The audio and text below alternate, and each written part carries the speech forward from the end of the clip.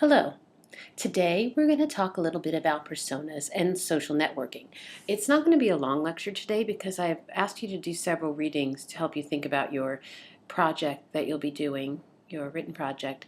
So I'm just going to go over a few things that I think are interesting. The readings are really interesting too. They're short, but they're for online readings. So just something to help you think about your ideas of what's going on with social media, social networking, and your personalities and our culture. So, questions. Does our self esteem depend on how many likes we get, how many followers we get, if someone texts us back? When you see your phone light up from across the room or hear that ping, do you get excited, almost euphoric with anticipation?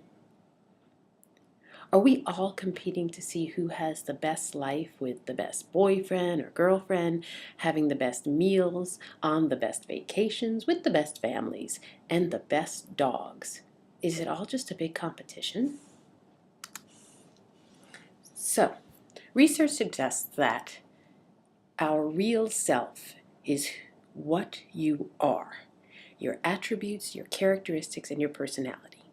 Your ideal self is what you feel you should be. Much of it is due to societal and environmental influences. From the societal standpoint, many of us are driven by competition, achievement, and status.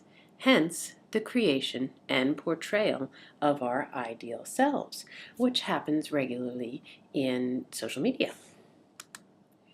The psychology of like.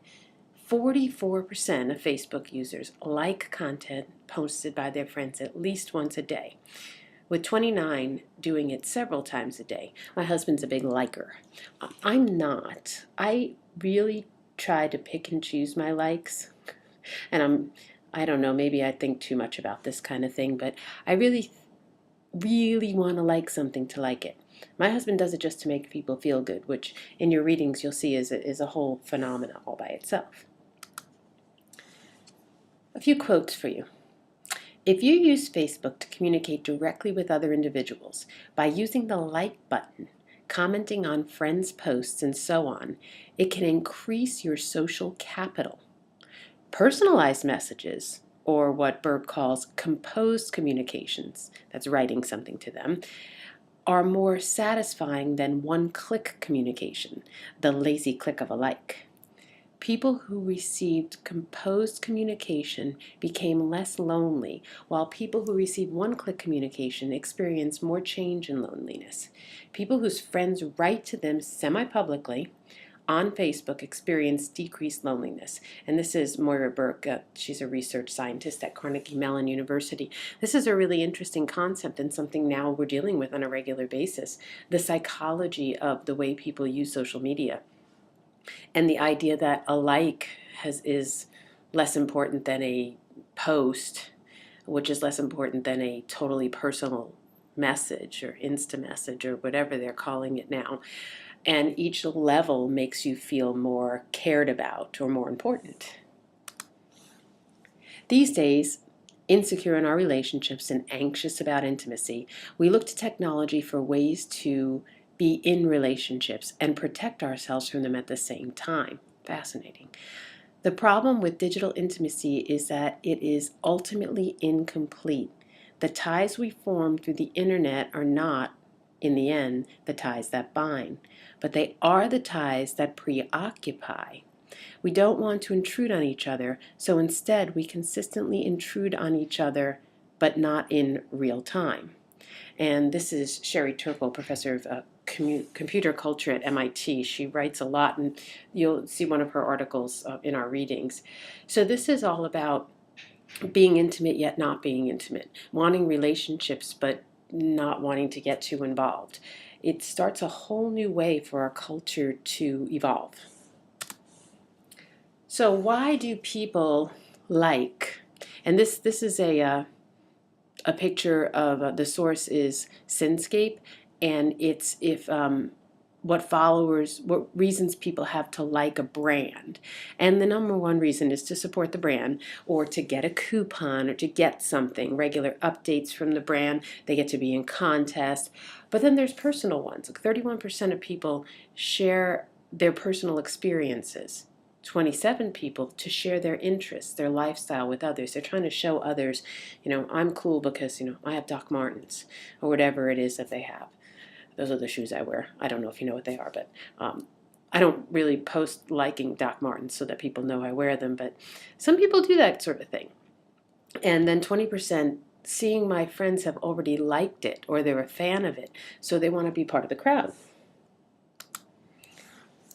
Some people think that liking a company causes an intrusion in their lives as well as other people. So the reason people don't like to like, if that's a sentence, they don't want to be bombarded with messages from the company once they like it. As soon as you hit that like button or follow button, you're going to get it from them. They don't want to give companies access to their information, which they're getting from Facebook anyway, unfortunately. And they don't want to push things onto their friends. And you can read the rest of them. There's, it's all about not wanting intrusion into their lives. In the workplace, and this is where one of your questions will come in for today. What we like on a platform can predict personality traits with a startling degree of accuracy, beating predictions from our work colleagues, our friends, our family, and even in certain cases, our spouses. So they can pull the algorithms out. Algorithms are the computer program's way of sorting things out, to put it easily. So now employers can get this information on your likes. And look at this quote. Now we know it's better to look at your Facebook likes than to invite you in for a lengthy interview and ask you to fill out a questionnaire.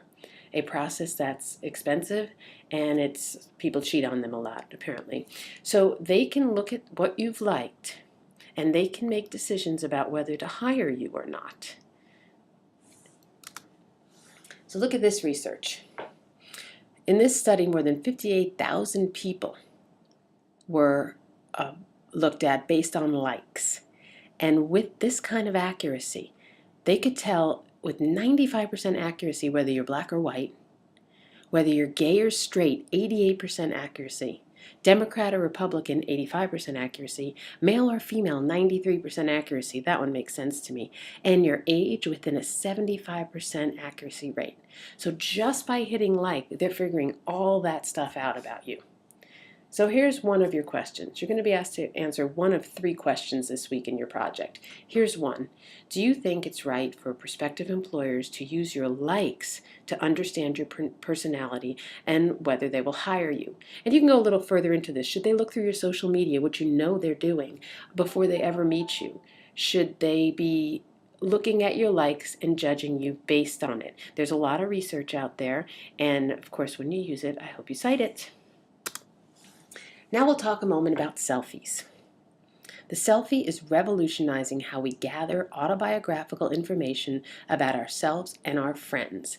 This is Dr. Marianne Hardley. She's a lecturer at Durham University, and she specializes in digital social networks. The Pew Research Institute in America found that 91% of people post selfies online in America.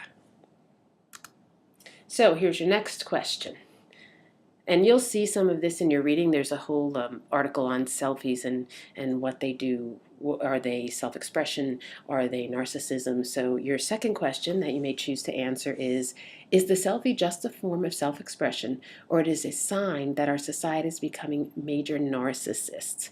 And just for your knowledge, in case you didn't know, a narcissist means very self-absorbed, very self-centered. You could look up the exact definition, but is that what's happening to our society? And finally, virtual reality personas based around Second Life here. If you've never been on Second Life, I suggest you give it a try. I had to take 3 classes during my doctoral studies in Second Life. We met in Second Life with our avatars, going to all these different places. I was the worst flyer in the world. I was always getting lost. And in some of my classes, we actually go visit. If you'd like to do that, let me know. We'll do a class trip. We'll spend one evening in Second Life together. But Second Life is a 3D online virtual world where avatars do the kinds of real stuff real people do in real life, like buy stuff, sell stuff, gamble, listen to music, buy property, flirt, play games. They can dance. There's a lot of dancing going on. Watch movies, and they can even have sex. They get married, they get divorced. I know it sounds really strange, and part of the world is really strange, but it's an interesting place to visit, and it's starting to be used in business. People have business meetings. They have their avatars. An avatar, as you see here, is a digital persona you create and customize on the site itself. It's you in the virtual world, but it's whoever you want to be. So I look like myself with my avatar pretty much. In real life, I have blonde hair, so my avatar does. I dress fairly conservatively because I think that's appropriate. But I have met some people on Second Life. One was a teacher, and she looked stunning as an avatar. And then when you met her, well, I'll just say she looked different than that. It's an interesting concept, and it's one that you can think about. And your third question today will be, does virtual reality allow us to explore new and interesting facets of ourselves, or is it an escape from the reality we don't want?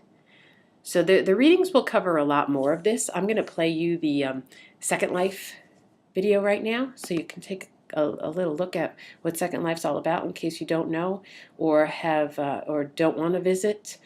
I do suggest you do it because it's a pretty interesting thing. Here we go. Let's check it out.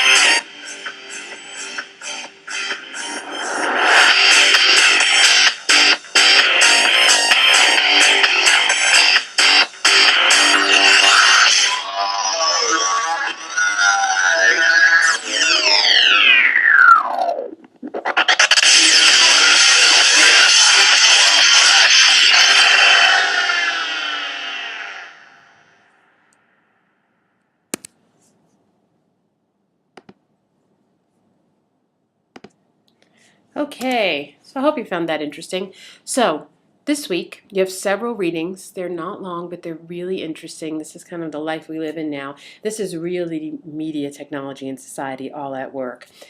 So I want you to choose one of the three questions I pointed out in this PowerPoint and research about the new media and technology and respond in a 2 to 3 page paper, APA formatted, meaning double-spaced, and referenced.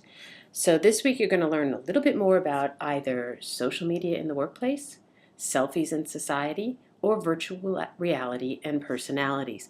I hope you enjoy this. This is a whole lot of fun for me, and I'm really looking forward to seeing what you come up with. Have a great day.